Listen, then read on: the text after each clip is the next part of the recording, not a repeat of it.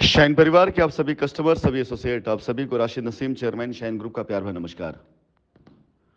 साथियों, आपके सामने एक एप्लीकेशन की कॉपी भेजी गई है और इसका आप सार लगा सकते हैं। मैं आपको बता देना चाहूँगा कि कुछ दिन पहले मेरी इन कस्टमर से बातचीत हुई थी जिन्होंने अनजाने में ही कंपनी के खिलाफ एक एफआईआर कर दी थी या एप्लीकेशन डाल दी थी। और इनसे मेरी बातचीत का अंश आप सभी ने सुना भी था। इनके प्लॉट्स थे और मैंने कहा था कि अगर आप एफआईआर वापस ले लेते हैं तो मुझे आसानी होगी आपको आपके प्लॉट की पोजीशन देने में। इन्होंने अपनी तरफ से पहल करी है और अब ये जा करके अपनी एफआईआर वापसी का इन्होंने एप्लीकेशन दिया। उस पर चार्जशीट वगैरह शायद नहीं लगी थी। मेरी अब इनसे बातचीत होगी, उसके अंश भी मैं आपको शेयर करूंगा। लेकिन मैं आप सभी लोग बताना चाहूंगा कि अगर ये सारे प्रयास मैंने पहले किए होते ना तो कब के एफआईआर मैं खत्म करा चुका होता। मैं जानता हूं कि मेरे बारे में मेरे कस्टमर्स या मेरे एसोसिएट्स उन सबको बहकाया गया था, बरगलाया गया था और यह प्रयास आज भी जारी है। यह प्रयास आज भी वो लोग कर रहे हैं। इन प्रयासों को आज भी उन लोगों ने बदस्तूर जारी रखा हुआ है जिनका खुद का कोई पैसा नहीं है, जो या तो कस्टमर से पैसा कमा रहे हैं एफआईआरों और रिट पिटीशन के नाम पर, या जिन्होंने कस्टमर का पैसा खा रखा है और पैसा देना ना पड़े उसके प्रयास में लगे हैं। फिलहाल अब कस्टमर इस बात को अच्छे से जान चुका है कि कंपनी 4 साल पहले भी गलत नहीं थी। 1.5 साल पहले, 1 साल पहले कंपनी लगातार प्रयास कर रही कोर्ट के द्वारा। कंपनी के मैनेजिंग डायरेक्टर ने अपने आप को अगर निरुद्ध कर रखा है कारागार में और उन्होंने बोला है कि कस्टमर की लायबिलिटी का रास्ता लेकर के मैं निकलूंगा बाहर। तो जाहिर सी बात है कंपनी अपने प्रयास को कस्टमर की लायबिलिटी उतारने के लिए कर रही है और लोग जो है उसको गलत तरीके से पेश कर रहे हैं।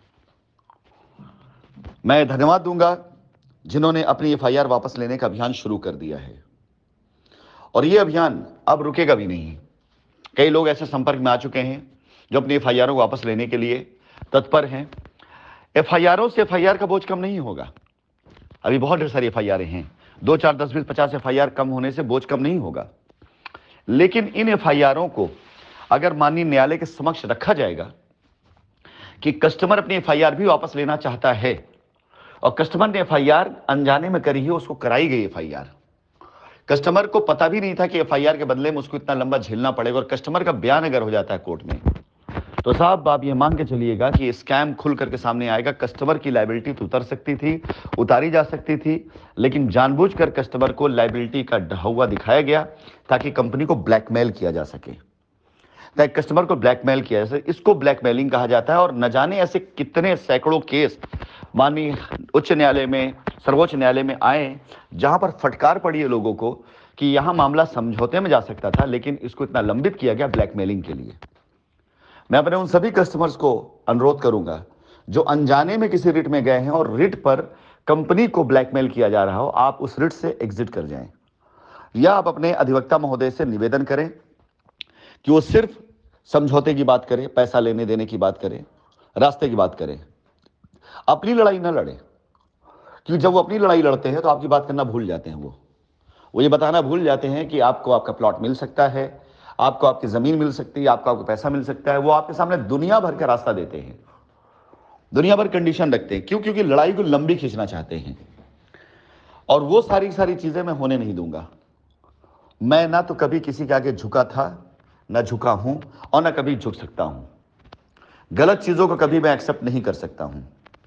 आशा करता हूं कि आप सभी अब जागृत हो रहे हैं तो पूरी तरह से जाग करके ऐसी एफआईआरों को वापस करने का, लेने का अभियान शुरू करें जिन एफआईआरों की आवश्यकता ही नहीं थी, जिन्हें खाली डर की वजह से करा दिया गया।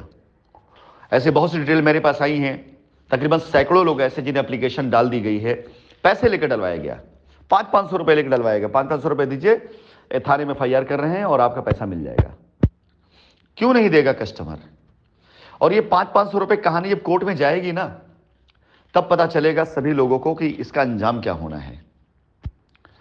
बहुत बहुत धन्यवाद मैं दूंगा ऐसे कस्टमर जब जागृत हो रहे हैं। श्री बाबू प्रसाद जी, आपको, सुधा देवी जी, आपको, जिन्होंने इस पहल को शुरू करी। पहल तो बहुत से लोगों ने शुरू कर दी, लेकिन आगे बढ़ करके पब्लिक को संदेश देने के नाम पर मैं आप परिवार का आपका आभारी हूं, धन्यवाद अदा करता हूं और आपसे मैं अवश्य बातचीत करूंगा और आपकी जमीन का कब्जा सुनिश्चित मैं करता हूं कि पोलिस्टार पे जिस दिन विजिट हो रही है उस दिन बाकायदा सम्मान के साथ आपको आपकी ज़मीन पे खड़ा करा करके आपके कब्जे के प्रोसेस को शुरू कराया जाए, और शाइन वैली पे जिस दिन होगा उस दिन आपको वहाँ शाइन वैली कब्जा मिलेगा। धन्यवाद।